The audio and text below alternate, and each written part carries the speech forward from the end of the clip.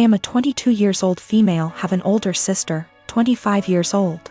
My sister is very sensitive about everything. When we were young, if I made the smallest comment like, I prefer pink over blue, it would make her cry because she thought I was aiming at her by saying it. My parents would always ask me to apologize to her since she's sensitive and I'm emotionally stronger than her. My parents never controlled my sister's diet growing up, letting her have what she wants since they found it too difficult to control her. I was skinny as a stick when I was a kid. So even though my family has a long history of thyroid disease, my parents didn't think there was an issue with me. However, my sister has been overweight the majority of her life, so my parents thought she'd be the one with the thyroid issues. They took us to an endocrinologist when I was 10. I got a diagnosis for Hashimoto's thyroiditis while my sister didn't, and instead got told to exercise and watch her diet. I got hypothyroidism due to Hashimoto's, and have been on medication ever since. My sister and I moved back in with our parents due to what's happening these days. I leave my medication in a cabinet near the kitchen since I know I won't take it unless I have to actually get out of bed to do so. Apparently, I left a box before I moved out of my parents' house when I was a teen, and one of her friends saw it while they were over and asked if it was hers. My sister told them that it was, and that's why she was overweight. The box has Euthyrox written on it in big bold letters with a little picture of a thyroid gland next to it. So, yeah, pretty obvious it was meant for a thyroid condition. She's held up this farce for almost 4 years. I only figured it out when I saw her take a box of it out of my bag one day. I confront her on it, and she starts crying and telling me that she just didn't want anyone to mean to her because she's fat. She also says that it's not fair that the one with the normal weight gets the thyroid disease. I tell her to knock it off, and that she can't lie to get sympathy from people.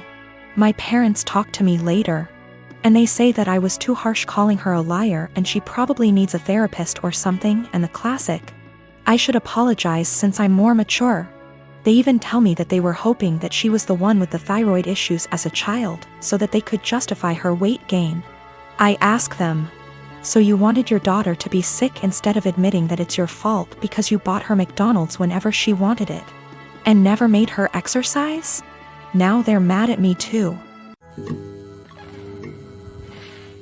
My husband, Jonah, passed away unexpectedly a month ago from a stroke. I don't want to get specific about that part, it's the worst pain I've ever felt in my entire life. And I'm still not sure how I'm ever going to move on. We were married for 5 years, together for 7. The past 2 years we've been trying for a baby, but we're just getting to the point of considering IVF when he died. Jonah had a close friend in high school named Marjorie. Marjorie also ended up going to the same university as he did, and they spent a lot of time together during those college years. Jonah said that he liked Marjorie's company, but never felt anything beyond friendship with her, which I totally believe. Jonah dated other women during that period, but told me that several times Marjorie hinted that she wanted him to ask her out. She also joked about wanting him to be her plan B in case she didn't meet someone and get married by 30. By the time I'd started dating Jonah, he had moved a couple hours away from his hometown, and Marjorie. Despite this, Marjorie immediately began finding excuses to come to our town and hang out, which usually involved her encouraging us to go drinking, and then her passing out on the couch at Jonah's apartment. I didn't mind her for the most part, but she had a habit of saying things like, "You know you ruined our marriage pact," and pointing out all the things that she knew about him, like what he took in his coffee, his favorite bands, etc. Over the course of our relationship, and especially after we got married, Jonah definitely put some distance into his relationship with Marjorie. He confided in me that he felt he had outgrown her and that they really had little in common anymore. He stopped responding to her invitations to hang out as often, though he would occasionally call to catch up out of guilt, especially when she would text him or leave messages saying she was so sad he was ignoring her, and the like. But now he's gone. I had him cremated, like he wanted. We haven't done the memorial service yet, it was too hard for me to even imagine the first couple of weeks. And I also wanted to give time for some out-of-state people to make travel plans. The memorial is this weekend. However, 2 weeks ago, I received an email from Marjorie sent to around 60 people, including Jonah's family, saying that she was holding a memorial service for Jonah in the town where they grew up, the day before his memorial here. I was completely blown away, seeing as she hadn't mentioned anything to me or even attempted to call.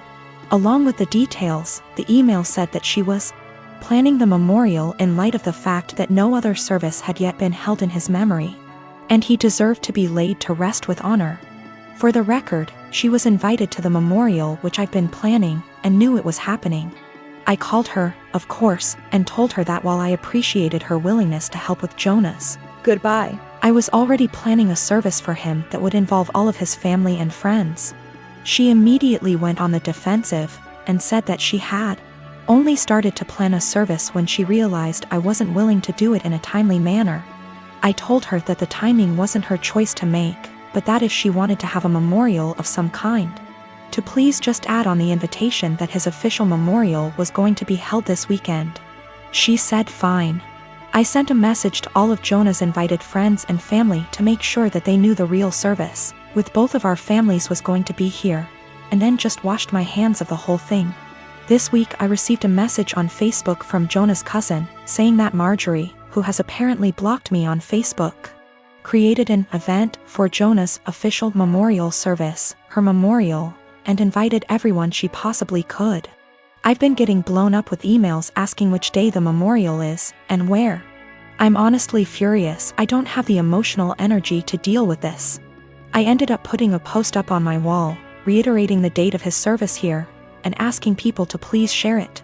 Thankfully, I think the older members of the family don't use Facebook or email very often, so most of them haven't been confused, but a lot of people now think that Marjorie's service is the real one. I called Marjorie again, asking her to add an addendum to her event saying that his actual memorial was going to be here. She told me that Jonah would have wanted it this way, and that if I couldn't appreciate her efforts, I wasn't invited to say goodbye to Jonah. I told her that was fine, seeing as I'd already said goodbye to Jonah when I held him as he died. She hung up. Apparently she's now spreading information to her mutual friends with Jonah, saying that he was planning on leaving me because I wasn't able to conceive. She also said that we had approached her to carry a baby for us, all absolute lies. His cousin sent me a screenshot of a text where she said that Jonah always thought we would have the cutest baby together, and that angry widow doesn't understand how much he wants children. I'm at a loss as to what to do. I don't care what she says about me, but she's now tarnishing my husband's memory, especially saying that he wanted to divorce. Jonah would never have left me, and anyone that knows him at all knows that we were committed to each other above all else. I need to figure out how to tell this woman to off without encouraging her to spread more lies. And I also want to just forget the whole thing and crawl in bed and never get up again. I am 15 years old, just celebrated my birthday. My family doesn't have a lot of money, so I didn't expect much. Mom cooked my favorite dinner, and we all had ice cream for dessert. I also got a birthday card with $25. It was a nice day. My boyfriend, 15 years, was invited to the birthday dinner but couldn't make it because he had to work. He felt really bad but promised to make up for it the next day. Even though he works, all of his paycheck goes to his parents to help support his big, 5 siblings, family.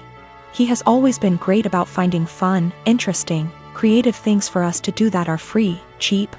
It inspired me to up my game and help find fun, cheap activities for us, but I'll admit that he's still so much better at it. So, while I absolutely was not expecting a gift, I was definitely looking forward to whatever he imagined up for our day. There's a bakery I love, but it's over an hour away from where we live. The desserts are delicious, but expensive. I often talk about this one cupcake I love from that bakery, but I can only enjoy it when I'm in the city and can afford it. He doesn't have a car, so he had to take a train, then walk, then take a train back to get me my favorite cupcake for my birthday. He also planned a historic walk of our town, with a bunch of obscure history he'd researched that I didn't know about. It was awesome. I asked to go home to put the cupcake in the fridge while we walked so it would be nice and fresh for me later. We went on a nice long historic walk and it was a great day. Not gonna lie. When I got home my mouth was already salivating thinking about that cupcake. When I opened the fridge, it was gone. I found the empty container in the trash. I went to the living room and asked my parents who ate my cupcake, and Dad dismissively said he did. He thought it was an extra. I threw a shit fit. I said it was my birthday cupcake and he was an asshole for eating it. He said if my BF really cared about me he would have bought me more than one, and that they gave me $25. So go buy more if it's really that important. He doesn't think he did anything wrong and is calling me an entitled brat for being upset. I think my BF went above and beyond to get me that cupcake, much more than my own father did for me, and he should feel ashamed and apologetic for what he did. He's a fashion photographer, meaning he works alongside many beautiful women in his profession. Stylists, hair and makeup artists, and of course, models. This is actually how we met. I modeled my way through college and he photographed me, after which we became friends and eventually started dating. We have been together now for almost 3 years. I've since stopped modeling, but he is still a photographer. Never once in our relationship has he given me any reason to question his fidelity. With the exception of me, he has never dated or even befriended any of the models he has photographed. That was, until Rachel came into the picture. I've met Rachel. She seems like a fun chick, the type of girl who draws a lot of positive attention just by entering a room. She's beautiful, but her personality really shines through. She makes you feel like you're her best friend when you're talking to her. A very cool person through and through. That said, I'm not the only one who feels this way. My boyfriend also adores Rachel. The first time he photographed her, he stayed late at the studio and discussed ideas for their next shoot for nearly 3 hours. He was actually late for a night out with me because of it. But he's always had terrible time management, so I didn't think anything of it. The lateness has now become a steady, recurring factor in their shoots together. They hang out long after the stylists and makeup artists leave the studio. They also text a lot, and he's always smiling to himself and laughing when he reads the messages she sends him. At first he would show them to me and try to include me in on all the fun, without me asking. But he abruptly stopped doing that around 2 weeks ago. He tilts his phone away from me now when Rachel messages him. I'm not the jealous type, but if my BF had a history of doing this with the other models, I'd let it slide. The fact that he is only like this with Rachel, and me, I suppose, makes me wary of what might have transpired between them. Rachel herself has stopped talking to me. We used to communicate and have an easy, casual friendship via IG and Snapchat, but she pretty much ignores me now. Guilty conscience? I don't know. The real kicker is, my boyfriend now has a photo of Rachel as the wallpaper on his phone. He's apparently proud of the concept and the editing, and claims it has nothing to do with Rachel herself. Which is totally believable, but doesn't sit right with me. I told him that and he told me I was being irrational. Rachel is single, by the way. She and her BF broke up around 3 weeks ago. I really don't want to fall into the jealous GF trope, but what else am I to think? I don't want to make crazy demands and accuse my BF of cheating on me. Even emotionally, but he really does seem to be fond of this girl in a way that really hurts me. He has other female friends and he doesn't act that way with them. He's capable of being friendly with a girl without flirting or acting suspicious, but with Rachel it's different. He has slowly become very attached to her and I feel like I'm losing him. I have expressed this to him a couple of times, but he always tells me I have nothing to worry about and that he and Rachel are just kindred when it comes to photography. The long nights, constant texting, and phone wallpaper mean nothing. Oh, by the way, she's practically naked in the photo and it wasn't taken for any sort of publication, just for fun. Am I being irrational? Unreasonable? How would you feel in this situation? What would you do? Update. My photographer boyfriend has been growing very close to one of his models, and acting dismissive of my concerns regarding their work relationship. He has a practically naked photo of her as his phone wallpaper. WTF am I supposed to think? He and I are meeting for lunch in an hour. He confessed. I'm kind of a mess right now, but I'm lucky enough to have an amazing support system and a clear head. That's all I really wanted out of this unfortunate situation. My boyfriend, ex-boyfriend, has never taken nude or even partially nude photos of me. Although I modeled in high school and university, my primary focus has always been stage acting. He took my headshots. That's how we met. Not that it really changes anything. Just a bit of insight, I guess. When we were younger and when the relationship was newer, I would accompany him to his shoots all the time. But my own career is very time-consuming nowadays.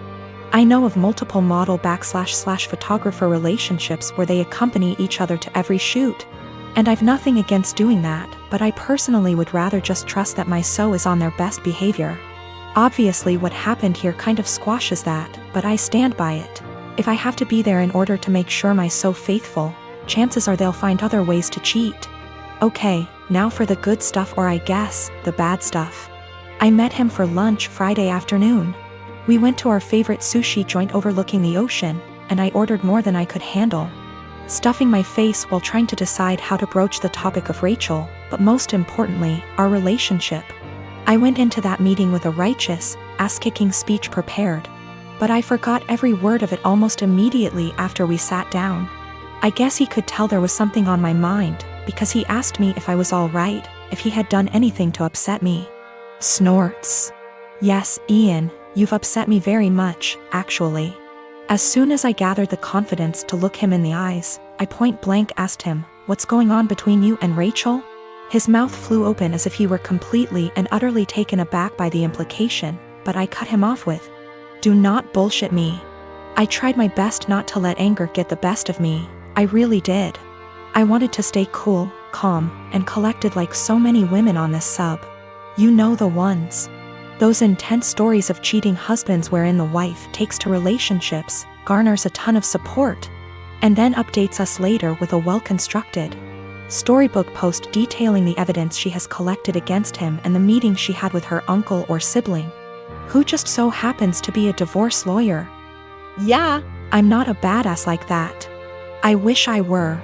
But I'm honestly just an overly emotional doormat, and I knew going into this meeting that I was either going to cry or gouge his eyes out with my mind. Because I had somewhere to be later, I took a hard left and got super angry. He could see it in me, the anger bubbling over. The people in the restaurant were starting to stare at us, too. In order to save face, I threw money on the table, with tip, and told him to meet me in the parking lot. If I'd had a switchblade on me, I can't say for certain I wouldn't have channeled my inner jet and beat his to the pavement. Kidding. Totally kidding. We met inside my car. He climbed in after me, his head down as though he were ashamed or, I don't know, guilty? I asked him how, and he explained everything to me. No preamble whatsoever. The moment he met Rachel, he felt some type of way towards her. He couldn't tell whether it was just a silly crush or something more, but he knew she felt it, too. How cute. They kissed the first night they met. The night he nearly stood me up. They had crazy, emotional, forbidden intimate the night she and her boyfriend called it quits. And they've been ever since. He mentioned he has always used a condom with her, but I don't care. I'm getting tested. I should mention Rachel was the one who was broken up with in her previous relationship. I don't know why or how. I didn't ask and I don't care to know. Funnily enough, Ian said he doesn't want to be with Rachel, he wants to be with me. And he even provided text messages to show that he's the one who decided not to pursue anything with her on official grounds. But I told him I give zero about what he wants. And unless he can go // his eyes, he should get the out of my car and erase me from his mind before I erase him. I literally said that. In any case, I went home later that day and drank a lot. My friends and family, and most of Ian's friends and family, have rallied around me in support. I guess he told his mother we broke up and how it happened, because she called me this morning and said she's disgusted with her son and that if I need anything at all, she's always there for me. For real, I'm going to miss his family. They're good people. The best people. This is my first adult breakup, by the way. The type of breakup where you're required not only to break up with your so but with their family and friends, as well. These people you've spent so much time getting to know and growing to love, are suddenly not in your life anymore, and it's, well, it's kind of daunting, really. Daunting and sad and infuriating all at the same time. So, that's the conclusion to this story. That's what happened. P.S. He admitted to cheating with Rachel and then I dumped his. So far, his mother, his teenaged stepbrother, and 2 male friends of his have reached out to me saying how disgusted, ashamed, and embarrassed they are on his behalf. On top of 3 mutual friends. It hasn't been 2 days yet.